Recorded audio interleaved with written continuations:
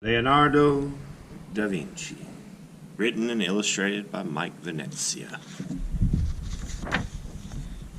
Leonardo da Vinci was born in the small Italian town of Vinci in 1452.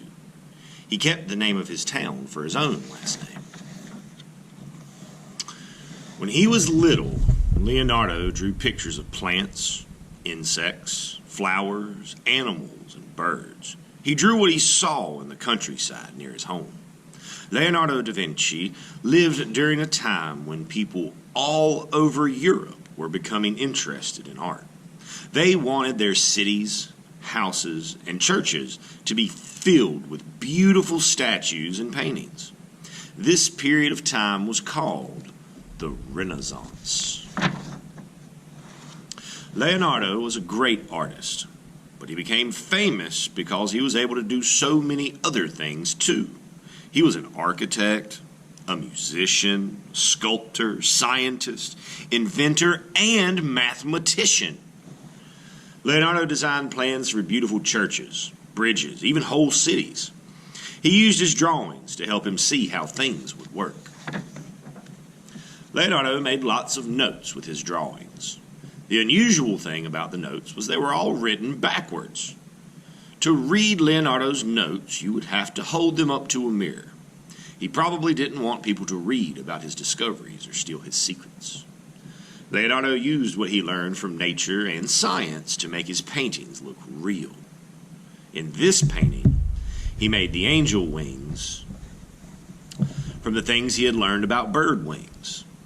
Leonardo knew how to paint beautiful plants, trees, and mountains too. When he was a teenager, Leonardo's father took him to Florence, Italy, to learn about being an artist at the workshop of the famous Andrea del Verrocchio.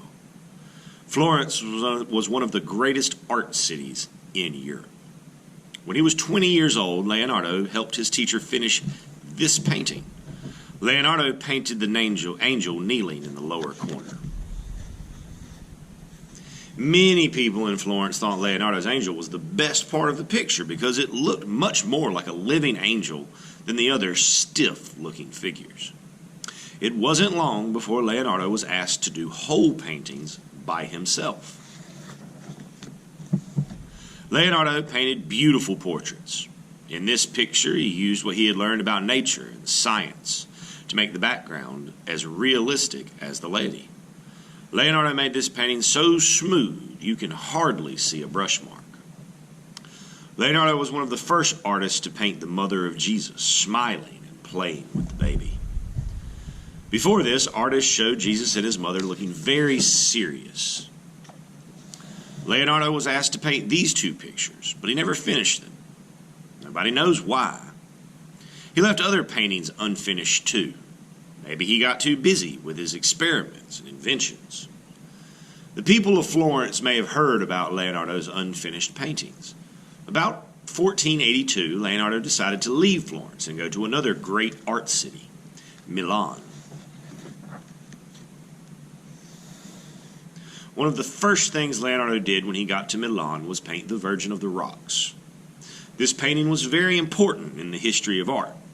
Before it was painted, most artists would outline their people and use very flat backgrounds. Leonardo painted his figures without outlining them. He made the shadowy part of the people almost blend into the mysterious background. The parts of the people that have light on them seem to come forward and appear almost three-dimensional. We call that having form. A lot of people must have liked the Virgin of the Rocks because a few years later, Leonardo painted another one. They look almost exactly the same. Look at how much more lifelike Leonardo's painting is than this painting, which was done about the same time, but by a different artist. Before Leonardo moved to Milan, he promised the Duke of Milan that he would make him war machines to protect the city against the Duke's enemies. This seemed like an unusual thing for Leonardo to do because he was a very gentle person who hated war.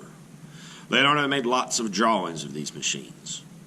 Some of them seemed as if they would work, but some of them looked like they wouldn't work at all. So here we have a type of chariot with these blades on it. This is one of the first ideas for a tank. And here we have a very, very large ballista, which is a big crossbow. The Last Supper. Leonardo da Vinci's greatest work was done for the wall of a dining room that was used by the monks at the Church of Santa Maria delle Grazie in Milan. The Last Supper shows Jesus with his closest friends, the 12 apostles. Leonardo used all the things he had learned while doing his earlier paintings. The shadows, lighting, and background make this a beautiful painting. The special way Leonardo placed the men around the table gives them a feeling of movement that had never been seen before. Today, parts of the Last Supper are hard to see because the paint is chipping off. Leonardo was always experimenting with and making his own paint. The paint he made for the Last Supper didn't work very well. The Last Supper isn't the only painting that gave Leonardo problems. In one painting of a battle scene, the paint almost melted off the wall when Leonardo tried to dry it with fire pots. The Madonna and Child looks wrinkly because Leonardo may have mixed too much oil into the paint. Some things that happened to Leonardo's paintings weren't his fault. It seems that people just couldn't keep their hands off his work. The bottom of Ginevra da Vinci on page 12 was cut off, and the painting of St. Jerome, page 14, was cut in half and used as a tabletop. Someone even cut the sides off Leonardo's most famous painting, the Mona Lisa.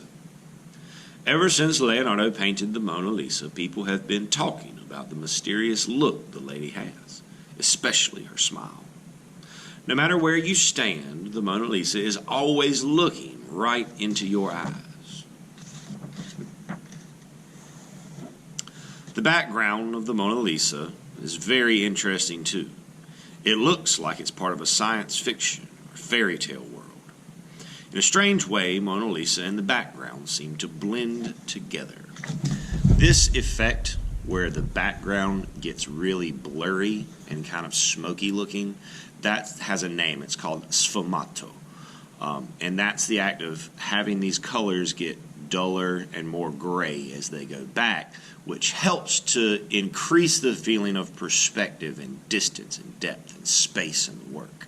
We can also see that sfumato effect right here, where those mountains just almost kind of turn and blend into the sky.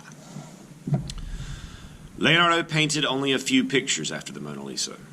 He was more interested in working on his inventions and experiments. He spent the last years of his life in France, a guest of the King of France, making notes and drawings about his discoveries. He died there in the year 1519. Leonardo da Vinci was one of the first artists to make his paintings seem real in all ways. He gave the people in his paintings a feeling of movement and being alive. He used dark shadows and light colors to make what he was painting seem to come toward you and away from the painting.